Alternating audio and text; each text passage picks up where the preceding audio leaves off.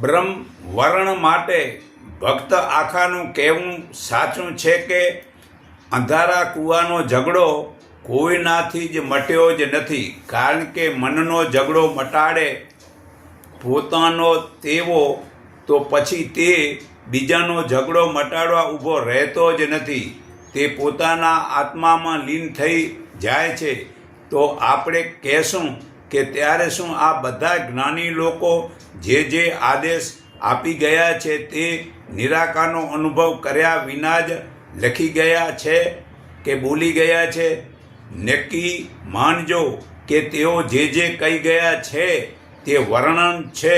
અંતરમાં રહેલી જે દિવ્યતા છે તેનું વર્ણન તો શરીરથી કે વાણીથી થતું જ નથી. તે માટે શ્રી કૃષ્ણએ વાંસળીમાં ગાયું, નારદે વીણામાં ગાયું, એનું જ નામ બ્રહ્મવર્ણ કહેવાય છે. તે જીવતા નિરાકારની બ્રહ્મજ્ઞાની નિરાકાર પ્રભુની શાંતિ થાય છે, પણ વાણીનું કામ જ નથી. બાકી પ્રતિષ્ઠા તો હરામખોર છે. પરમાત્મા પરાપક્ષની મધ્ય અને વેખરીની વાણીથી પણ બહાર છે. જે મૌનમાં જ રહેવાનું છે તો પછી એમાં ક્યાં મતલબ કે બારે મતલબ કે જે છે એની શાન મળે? તો બહાર પરમાત્માને સેવે છે, તેના હાથમાં રહેલો સાકરનો ગાંગડો છોડીને પોતાની કોણીને ચાટે છે. યોગીઓ પોતામાં જ શિવને જુએ છે, મૂર્તિમાં જોતા નથી. મૂર્તિઓ તો કલ્પી કાઢેલી છે. જે મનુષ્ય પોતાના આત્માને સત્ય અને આનંદરૂપ પરમાત્માને જુએ છે તે જ સાચું જુએ છે. જે યોગી જીભથી વાયુ ખેંચીને હંમેશા પીએ છે તે નિરોગી બને છે. નાસિકાના અગ્રભાગે વાયુને રોકવાથી મનુષ્ય 100 વર્ષ જીવે છે.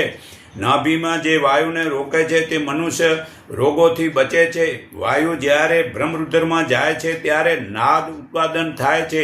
એ નાદ પ્રથમ શંખના જેવો અવાજ થાય છે. જે મનુષ્ય એકવાર કેવલનું જ્ઞાન થાય છે, તે અમૃતનો રસ ચાખ્યો હોય તે બધા કામ છોડીને તે ચાખે છે. યોગીના મનમાં જ્યારે સર્વવ્યાપી પરમાત્માનો પ્રકાશે છે ત્યારે તે પોતે જ તે રૂપ થાય છે.